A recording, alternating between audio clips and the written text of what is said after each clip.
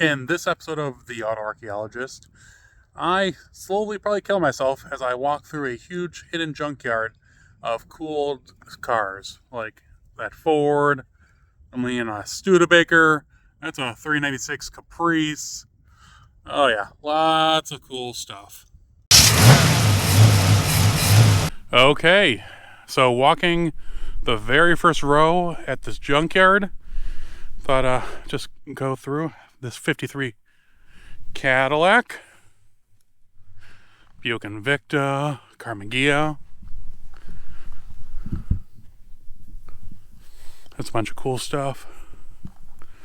Coming up here, some Imperials of different vintages. I think those are 68s. Yeah, I'm pretty sure they're 68s with the side marker lights like that. And then two more later, like Coke bottle, like probably 70s, maybe 71, 72, something like that. Okay. Then we got Duster and a Plymouth, I think it's a Fury Sport.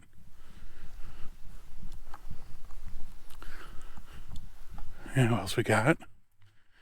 Bonnevilles, Cadillacs. And over here, got some Camaros and a Chevelle.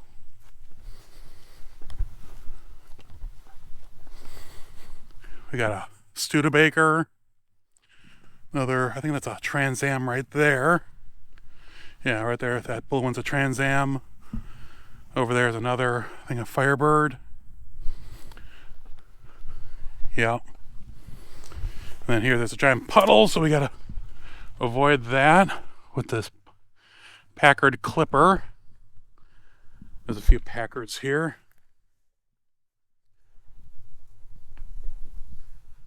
Gotta be careful. Yeah, here's another Packard and another Clipper. And another Packard. This one's I don't know what it is. Pelican. No? Yeah. Patrician. Here's another big Imperial.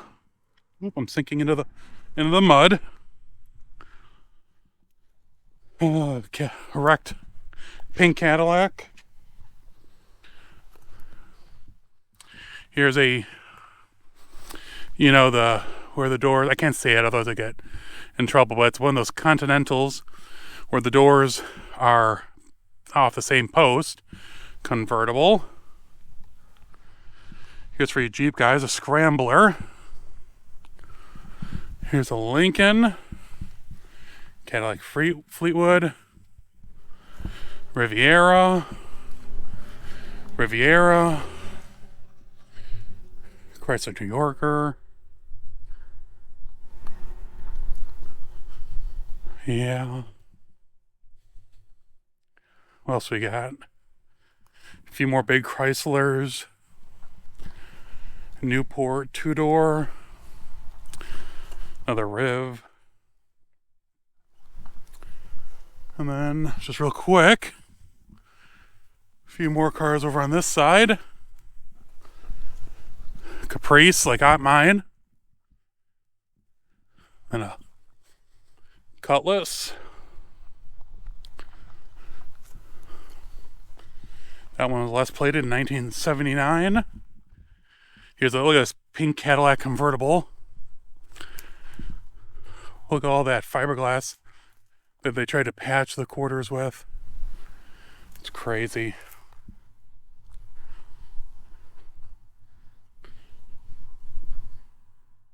And then another big old Cadillac.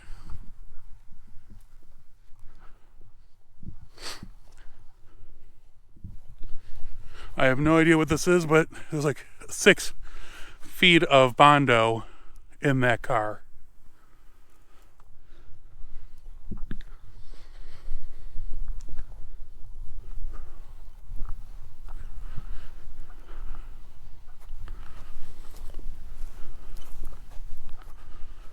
But this is just the first row.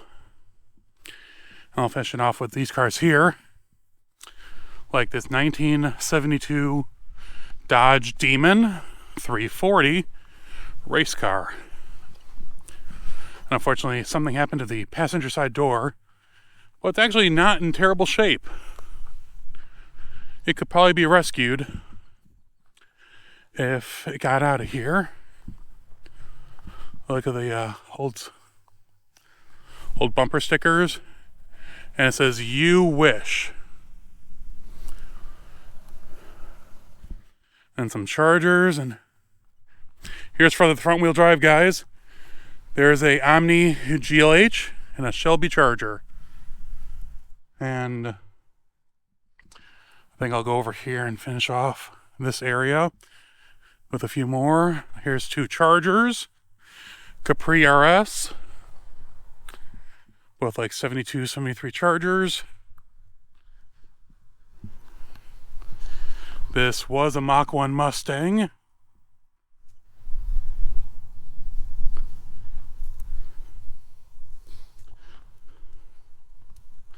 Been here a while, but I love the hood on this, you'll see.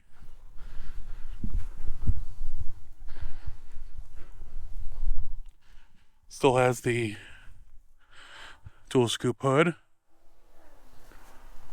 And then over there, it's now buried, are 2 69 Mach 1 Mustangs.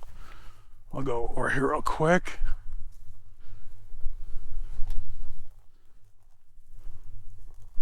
They're in really bad shape though. The one's completely cut up.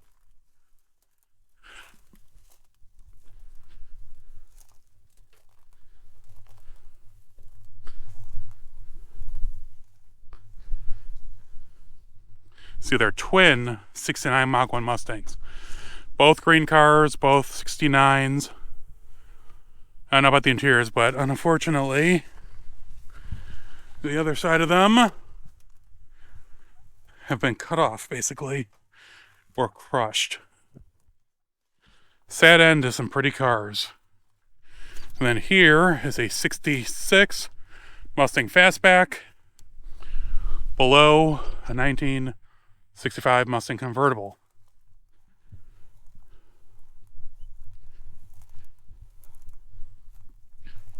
There's some other bigger cars. I'm not going to get into much detail there, but that is sad.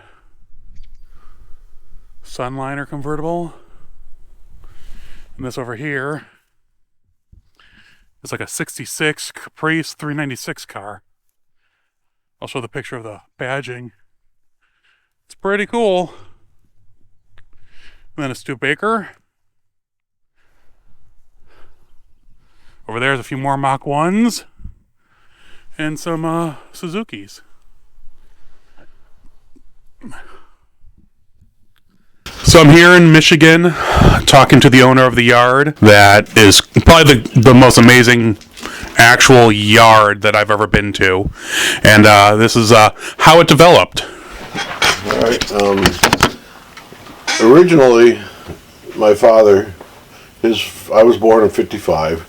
His first dealer's license was 56. He was 19, and that was really the start of this location right here. Okay. This was the northeast corner of his father's farm. Oh, wow, and, okay. And what my father's initial thrust into mechanical was he worked in a Ford tractor dealership in town here, little Berg town. Okay. And he assembled 8N Ford tractors off the rail cars. Really? So that was what he did mechanically. I worked for Ford. Yeah, my friend works for Ford, like, in the headquarters. Yeah. That's cool. So, and you know, he was just a young man doing that. Well, you know, it evolved out of that, I think, as his family started and he needed real income. I believe that he worked at the Dow Chemical Company in Midland. Okay. And started there. And that lasted till into the 66 in that era. At the house here, where we're located here, where I live now, there was a small one-car garage on the east end of the house here, which people, the farmers in the area, knew he was mechanical, and he would take on side jobs doing clutches on tractors and repairing cars. You know, back in those days, not all that different from nowadays. You know, the people need something done, but they really don't have the money. But everybody seemed to have a junker sitting in their backyard or a car that didn't run, and so some of his pay was cars. Wow, okay. And stuff loose for them. They didn't have nothing in it anymore. So, yeah. So and he was happy. And there was wood directly behind here. You know, this is a township that's about at sea level, so it's pretty muddy a lot of the year. And the woods in the back was where his dad allowed him to put cars because they tried farming the land still around the houses here. And so as that evolved, had a lot of cars out back in the woods. As I was a little kid, I'd get to go out there and play. And actually, my first car when I was 13 came out of that woods. It was a 39 Plymouth P8. Really? I still have the car. It was assembled at one time, totally rebuilt mechanically, and then I took it back apart after I went to Ferris and did the auto body classes. I wasn't satisfied with the mud job. It looked great. The guy did a good job, but it was all Bondo. Oh, so it was kind of like, well, I gotta fix this. Life goes, you know, you tear into it, and there it sits. My other Challenger project has been sitting for 20 years in my garage in pieces. Yeah, it's just very common. Oh yeah, it runs now though. It runs though. It runs now. Yes. Yeah, I'm getting closer to the end. That's what mine is. Same thing. A funny story. My dad, when they moved out of this house and his father passed, they bought the original farmhouse where my mom lives now. Oh, wow. Well, they built a 2-car garage on the back of that, which his parents never had. And it was all drywall, and it was nice. And somehow the Plymouth got stuck in one of the stalls in there, which I was kind of surprised that there it is. It's in the house. Got stuck. Yeah. So we're going to try and start the thing. We hadn't started it ever yet. So we were puttering with it. We had it in the garage. Doors are open. It was just a dad-kid project, and brothers standing around. And, all right, roll it over. Try that. Try this. Well, unbeknownst to us at the time, it had stuck valves. Oh. So flathead. So yep. The thing misfired. Pow! Blew the oil cap right through the roof in the garage. Wow. Big cloud of smoke.